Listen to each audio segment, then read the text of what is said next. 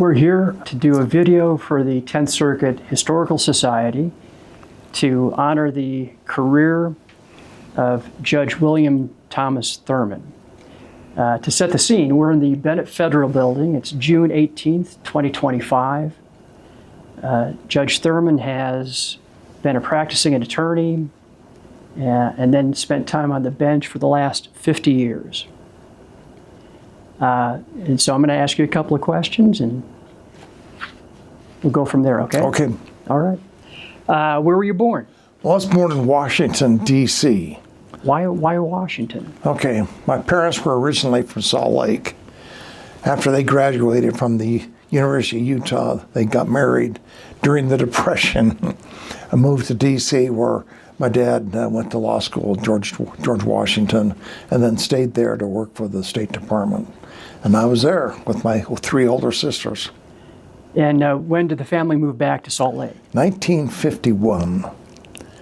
And my dad, we call him William T., set up a practice with some of his old fraternity buddies and practice in the public and private sectors for the next 50 years.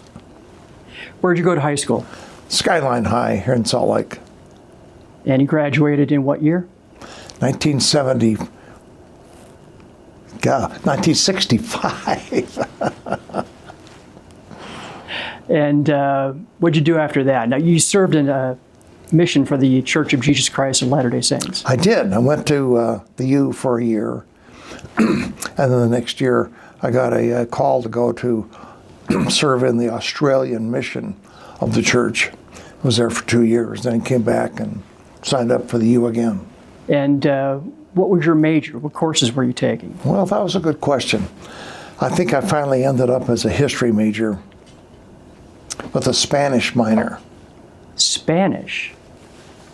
Interesting. It is. I've known you all these years and I didn't know that. Yeah.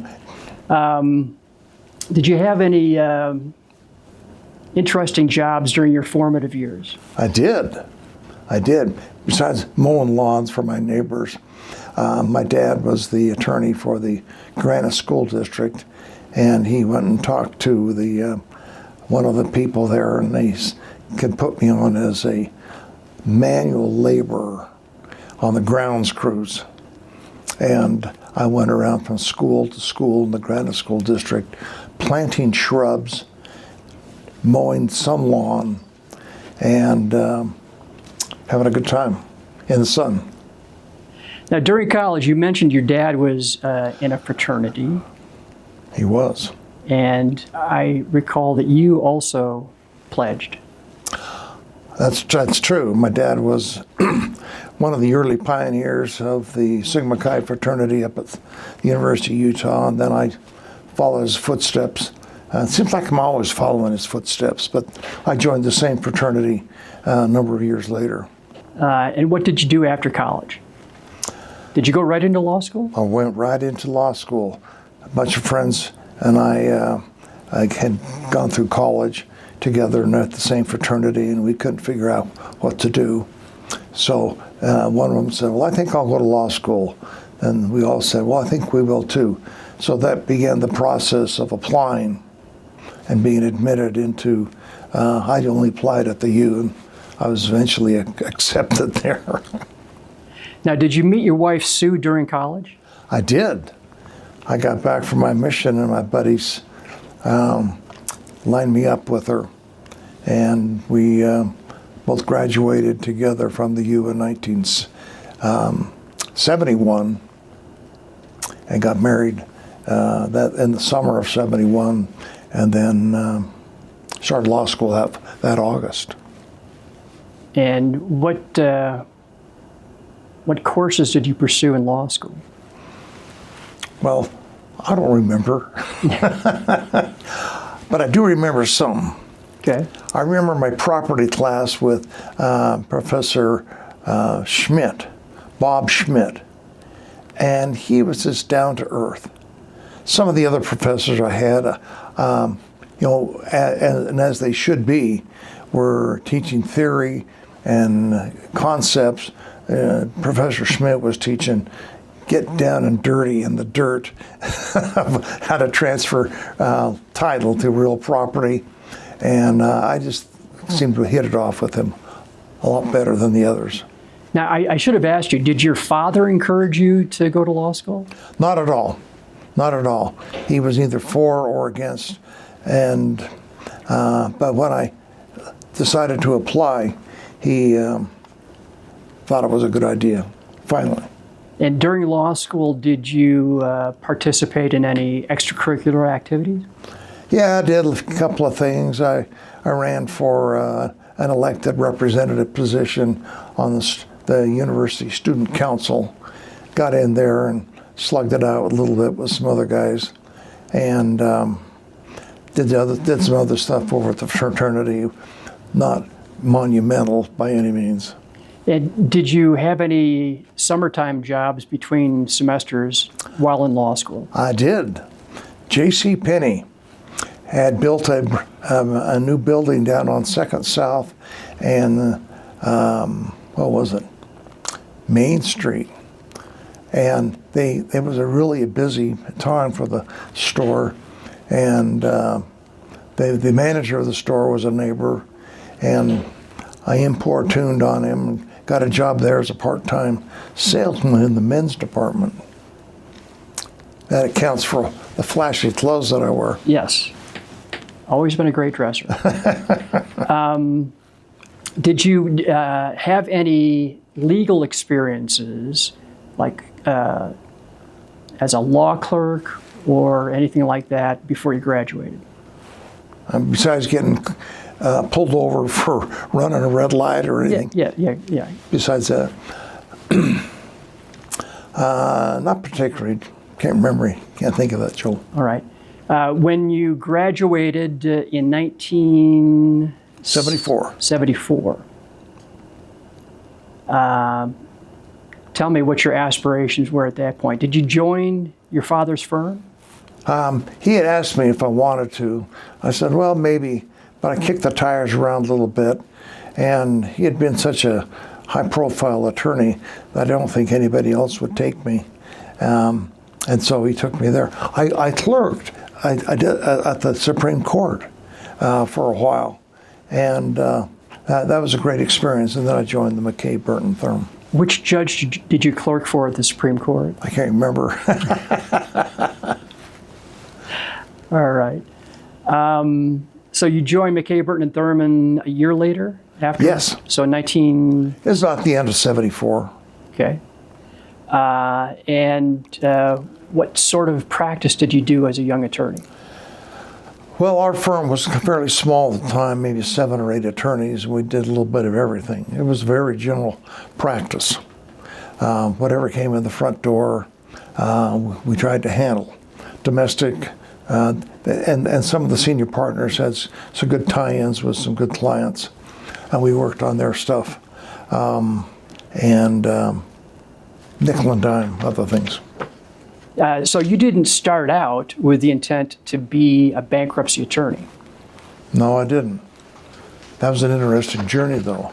About a month into my practice, one of the partners, Barry McKay, came into me and said, we got a client in California that invested a lot of money here with a Utah film company, American National Enterprises. And they were supposed to distribute the film and show it around the country. And they did, but they didn't pay our client. So they said, file a lawsuit, see if you can't collect it, the money that's owed. So I prepared a slam bam, really good complaint and served it on the company. And this is in state court? State court. Okay. And the day before I could take a default judgment, I got a phone call from William G. Fowler, a noted bankruptcy attorney here in Salt Lake. And he said, Thurman, this is Bill Fowler. We've just filed a Chapter 11 case for this company, and you can't do anything.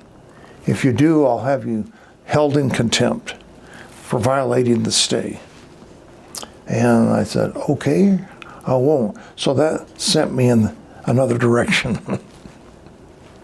So that was your first experience with the bankruptcy law. It was about December of 1974.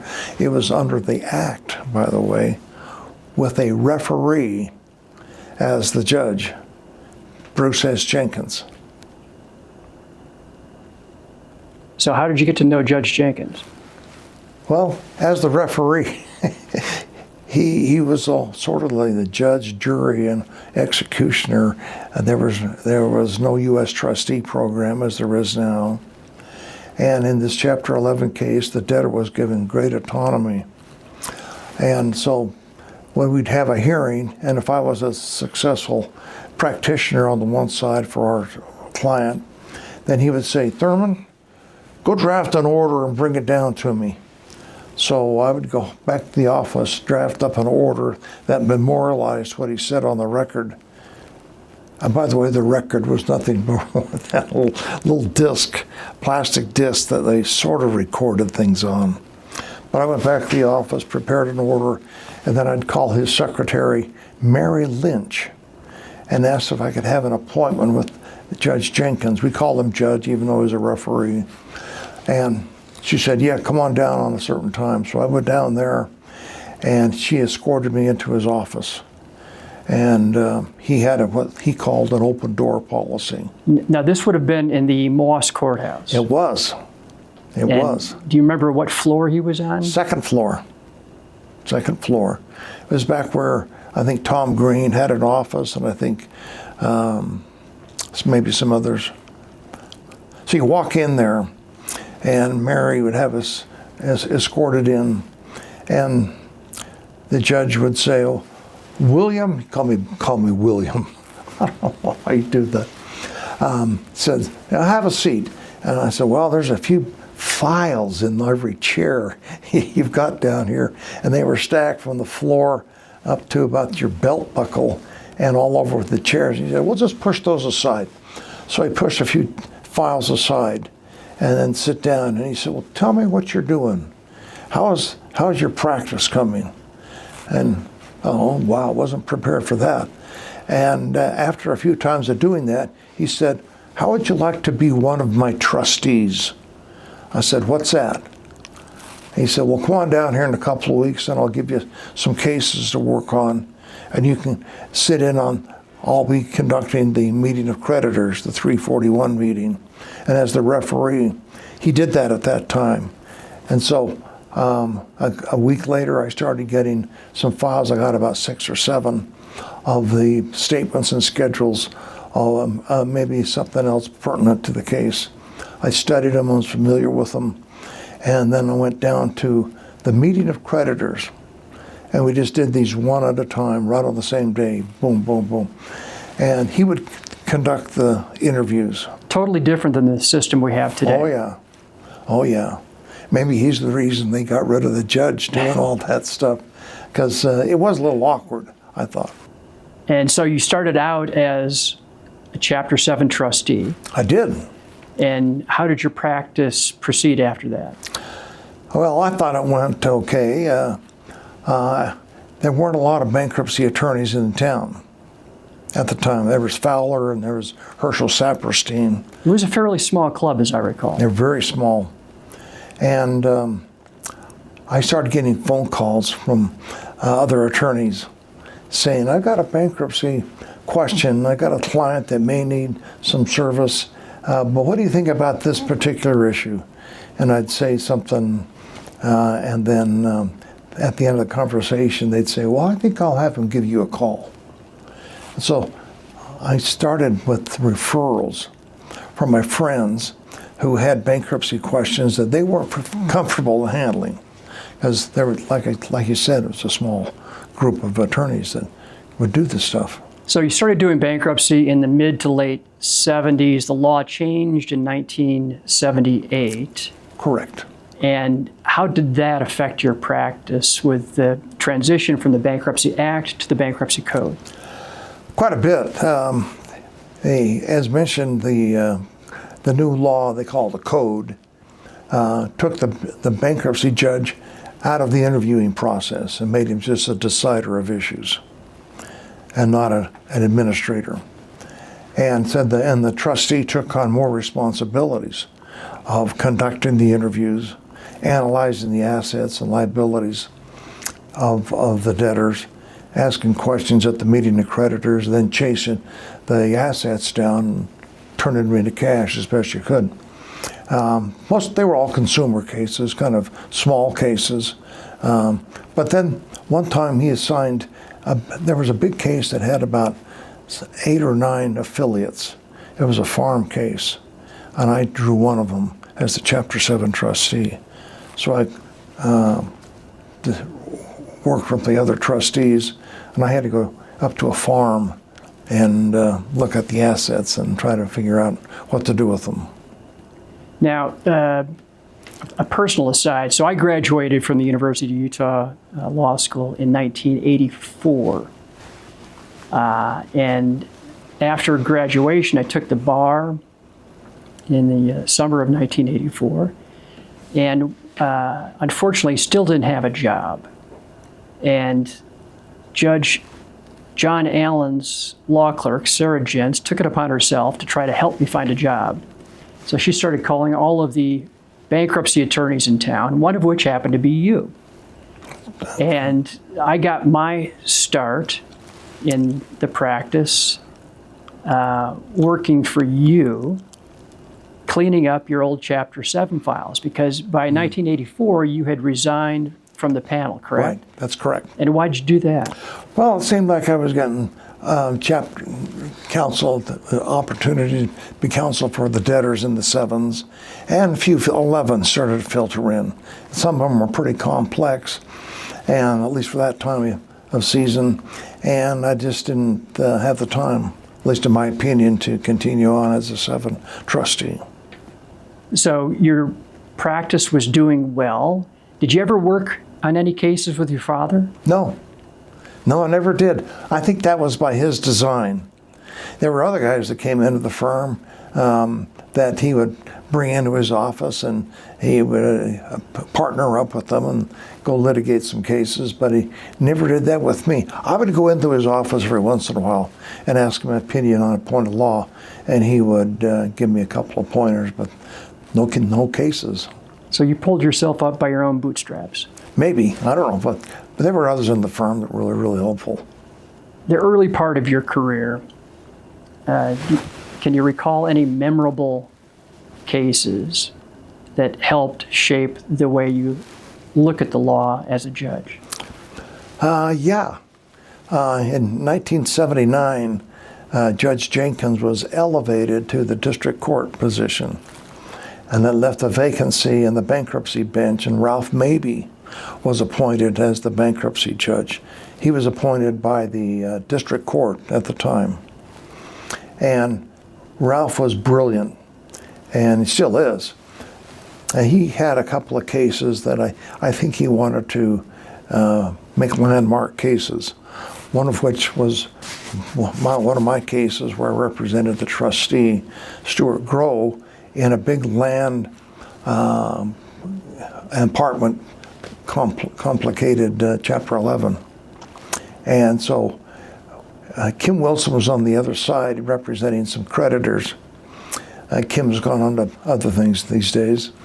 And he wanted to lift the stay so his client could foreclose on the properties. The company's called ALUCAN, standing for Alaska Canadian Properties. And on one of the cases, there was a real question, a serious question, is adequate protection that the trustee or the debtor could give the creditors to prevent foreclosure. And so Kim and I got in the process of filing multiple briefs on the issue of what is adequate protection.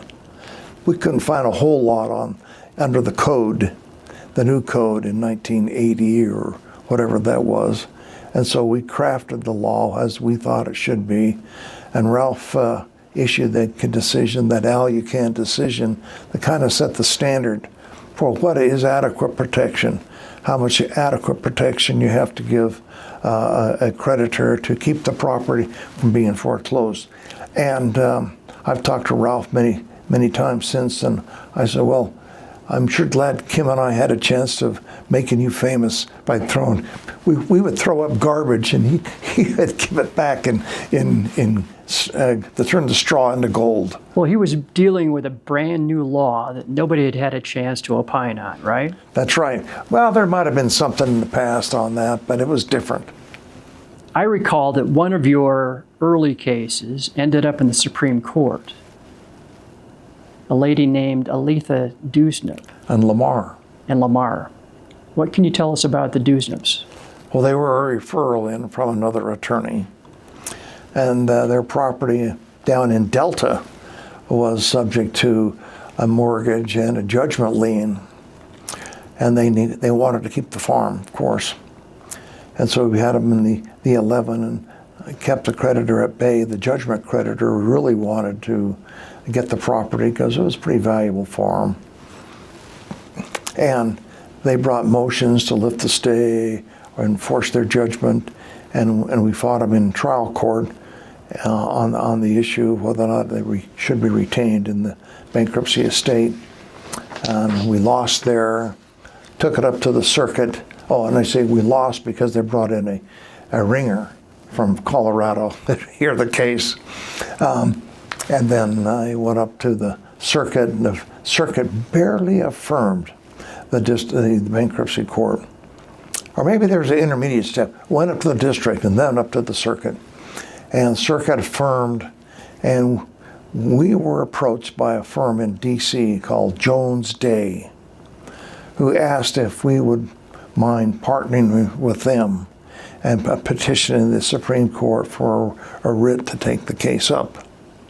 And we said yes, the client agreed, no cost to the client.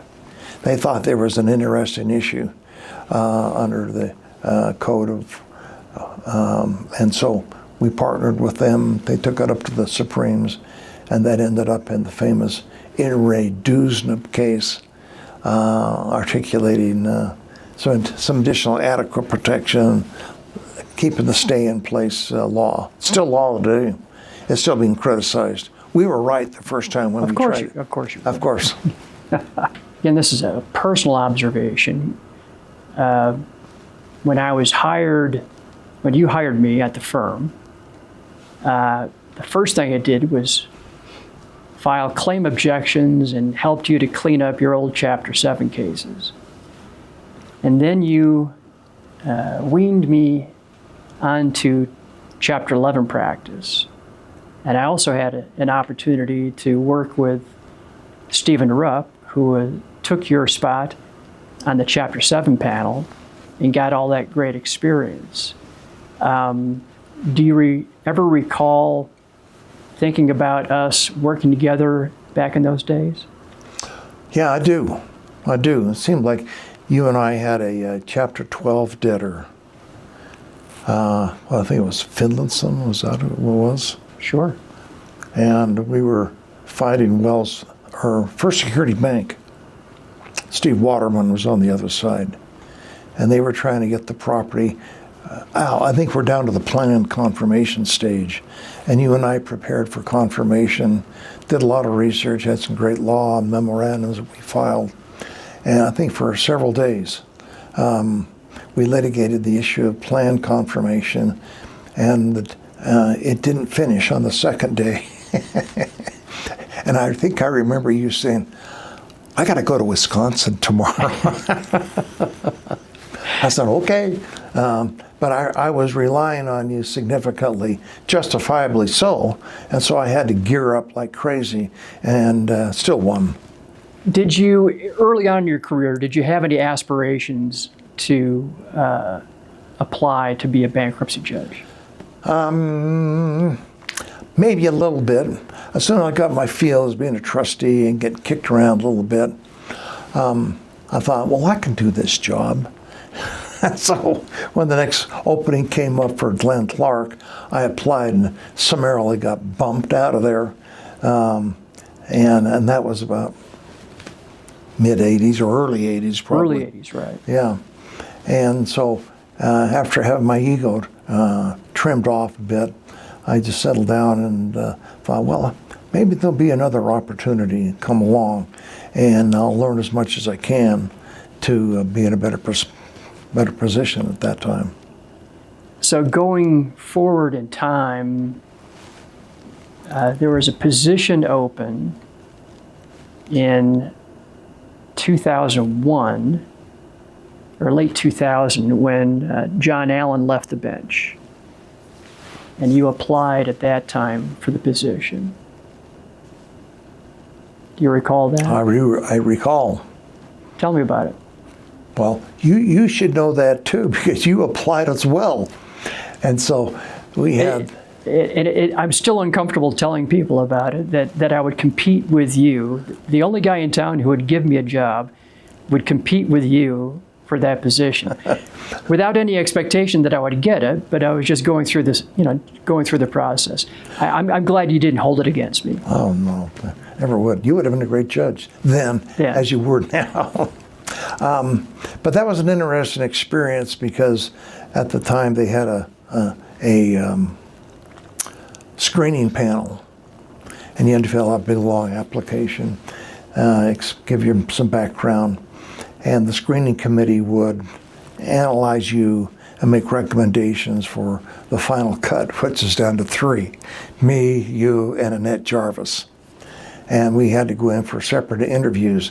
And you'd come over here to the Bennett building, down to, who was it, Murphy's office, or one of the...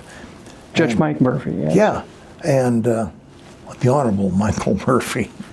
And we would sit in chairs right in front of the door to go into his office.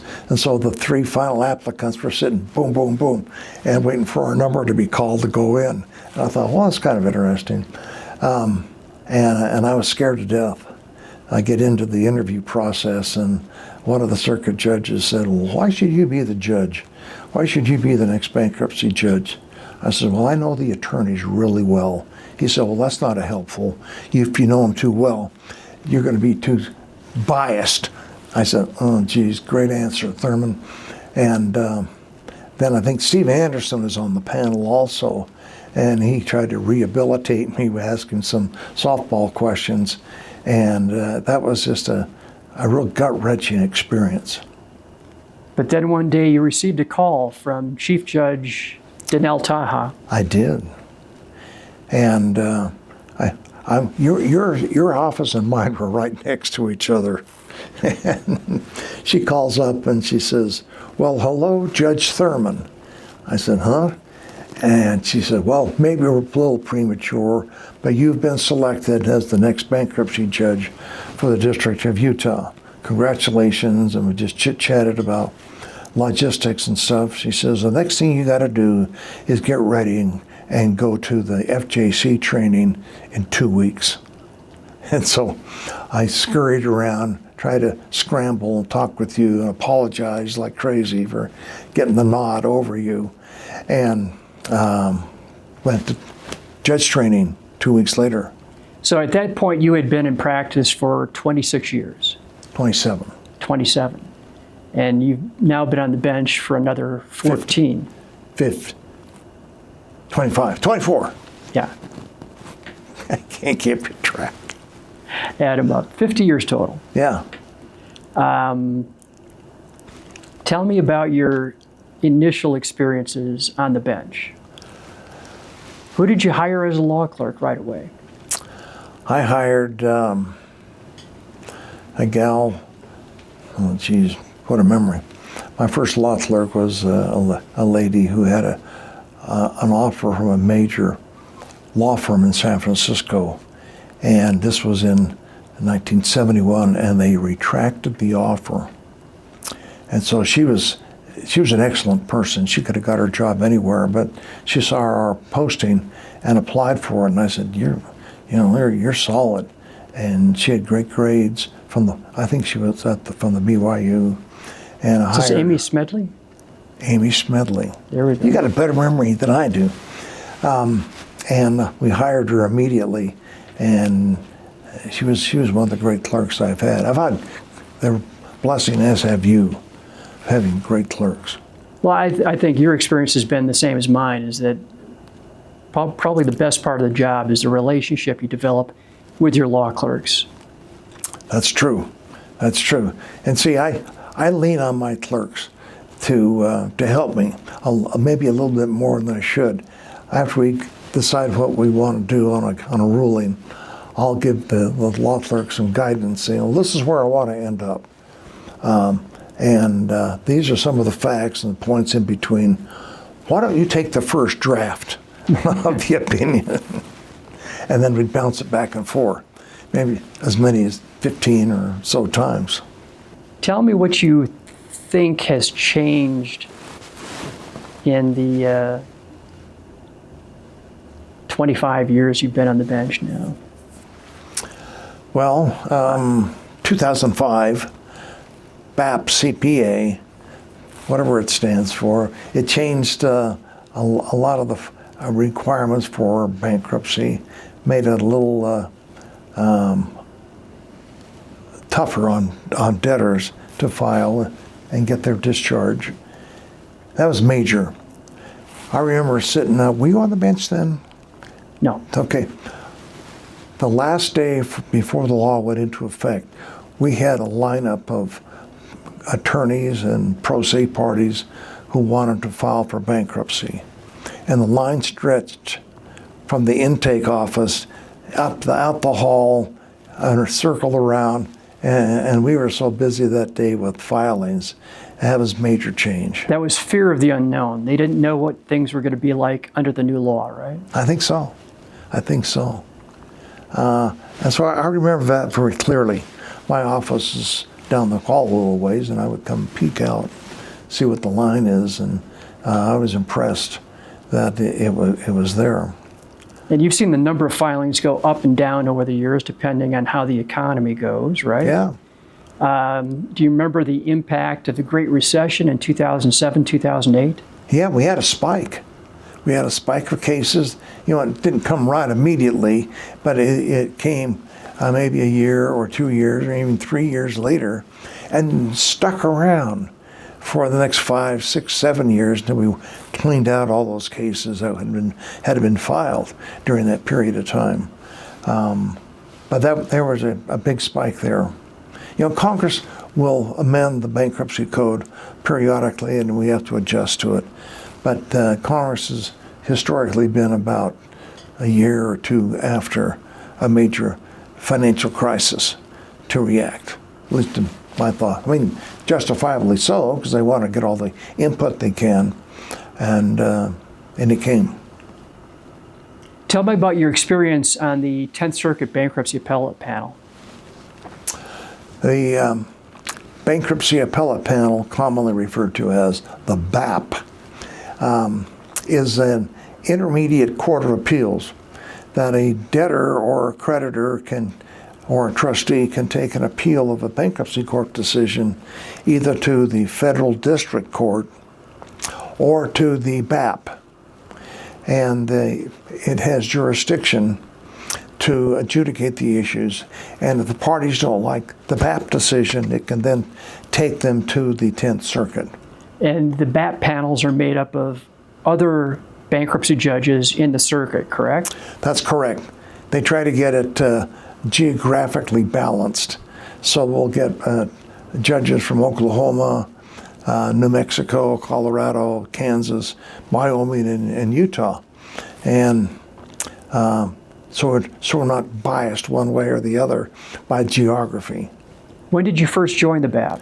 2003. And did you enjoy the experience? I know I sat on the BAP on an ad hoc basis twice and found it quite a bit different than a single judge sitting on the bench, a trial judge. It's a different process where you have to work well with others. You are absolutely right. I kind of enjoyed it. I kind of liked the camaraderie. I developed a real close friendship with one of the colleagues out of Oklahoma, Tom Cornish. And I learned a lot from him on how to be. I think the thing I learned the most about being on the BAP was how to be a better trial judge. Learning, what the appellate court's looking for, So a lot of times I try to write my opinions based upon what the appellant's going to be arguing for the BAP. Maybe that's right, maybe that's wrong. But I think I do slant them a little bit that way. But I try to get the right result with a little bit of a slant. So it helped me understand what the tension was on the next level up. So did you serve continuously in the BAP for 20 years, or? No. I served until 2015. And then at that time I officially resigned from the BAP because I had officially retired. Well, you went on senior status. Went on senior status, or sometimes they refer to it as recall status. And so in the BAP bylaws, there was a provision that said you had to be on regular service. And in talking with the circuit chief judge who would do the appointing, we concluded that meant full-time in regular service. And I was going to take a smaller caseload. So I stepped down. Then, a few years ago, the chief judge was Michael Romero. He came to me and said... Chief judge of the BAP. Chief judge of the BAP. Right. And came to me and said, Thurman, we're trying to be geographically honest on the BAP, and we need somebody from Utah. And I said, oh yeah, you're not looking for me for my academics? He said, no, we're looking for geography and balance. And so they asked me to come back as the junior judge on the BAP. You had a chance over the years since you were first appointed in 2001 to do some service at the national level, both for the National Conference of Bankruptcy Judges, the Federal Judicial Center, and the Judicial Conference Committee on Financial Disclosure. Can you talk about those a little bit? Yeah. I had mentioned to our Chief Judge, Mary Briscoe, that I was interested in serving on whatever committees the circuit had. And out of the blue one day, she had her circuit exec, Dave Tye, call me. And he said, how would you like to serve on the Judicial Conference Committee on Financial Disclosure? I said, well, what's that? He said, well, you fill out a report every year as a judge, you know. I said, oh yeah, I hate it. And he says, this committee reviews all of the filings by all the judges and determine if they're complete and adequate, along with staff. We didn't have to do it completely all ourselves. We had a great staff in D.C. that would screen the reports. And they would send a hard copy of each report to us. They divided us up into different geographical areas. And so this is not just for bankruptcy judges. You're looking at the financial disclosures for all federal judges. Circuit and district. And so they would come in and we would scrub them for completeness and accuracy. Not accuracy, and the judges are up to themselves to make them accurate, but just to make sure that they had given a disclosure of what their properties were. All right. And so that was for a number of years. You also served on the Judicial Conference's Committee on Code of Conduct. Oh, yeah. I think being on the financial disclosure was a good training to be on the Code of Conduct Committee. The Code of Conduct Committee, both of them which were appointed by the Chief Justice, is a committee of circuit, district, a bankruptcy judge. I think there's maybe 9 or 10 other judges, 1 bankruptcy judge and 1 magistrate. And we would get together a couple of times a year and review inquiries from judges. The inquiries would be, can I do this? Can I go over here and be a volunteer for Boy Scouts? Or can I write a book about such and such? And we would then determine collectively if it was appropriate or not. And that was, the meetings were just talking how we conduct our business. But through the years, I would receive maybe 30 or 40 separate letters judges, bankruptcy judges only, would write me a letter or an email and ask if certain conduct was appropriate under the code of conduct, and I would send in my own interpretation of what was right and what they ought to be careful of. Did you find that fulfilling? Oh yeah, geez, for myself personally, that's why I wouldn't do things that I shouldn't. I learned them, and hopefully I stay out of trouble. Tell me about your involvement with the National Conference of Bankruptcy Judges. Okay, the NCBJ is a private organization. It's not affiliated with the government, and it is, some people call it our union. Well, that's kind of not completely true, but we are an association of only bankruptcy judges, and we get together and formulate suggested policies for our organization and provides continuing legal education at our seminars we do once a year, and other training for judges, and I thought it was really fulfilling. I sat on a couple of committees, sat on the national board, and enjoyed it a lot, made a lot more friends. Tell me about your efforts on the legislative committee. The NCBJ Legislative Committee had the responsibility of reporting to the Board of Directors or the Board of Governors as to what pending legislation was filed or going to be filed with Congress for a determination of the parameters in which we can work within. And so there would be a piece of legislation that would be proposed, and somebody would find out about it, and the board would then, or the president would call up me, because I sat as a chairman at the time, say, hey, what about this proposed law? And so I'd call our committee together, and we would make a determination if we needed to go educate and inform the members of Congress. We wouldn't lobby. We couldn't lobby, but we could educate and inform. Now you can cut that with a fine line, but we would go back and have individual visits with the various senators and Congress people. So you would go back to Washington, D.C. and have meetings in their offices with both the representatives and their aides. And their staff, right. Right. The staff people are really key, because they kind of direct the congressman or the senator of what the lay of the land is, and so we work real closely with them. But on occasion, I remember sitting down with Chris Coons one time and having a great discussion of where the bankruptcy laws ought to go. Looking forward, any highlights to your career, both in practice and on the bench, that you'd like to mention? Well, highlights is getting to know my colleagues on our level, getting to know the district court and members and the magistrates a lot better when we get together on various matters. Well, I think my observation over the last 15 years is that we're lucky in two respects. One, that the district court, because the bankruptcy court is a unit of the district court, right? Correct. But the district court here in the District of Utah has always treated us with what I call, or what Dale Kimball told me, Judge Dale Kimball told me, was benign neglect, which is not that they don't care what the bankruptcy court does, but they trust us to do our work and to do it well. And that's always been a great relationship with them.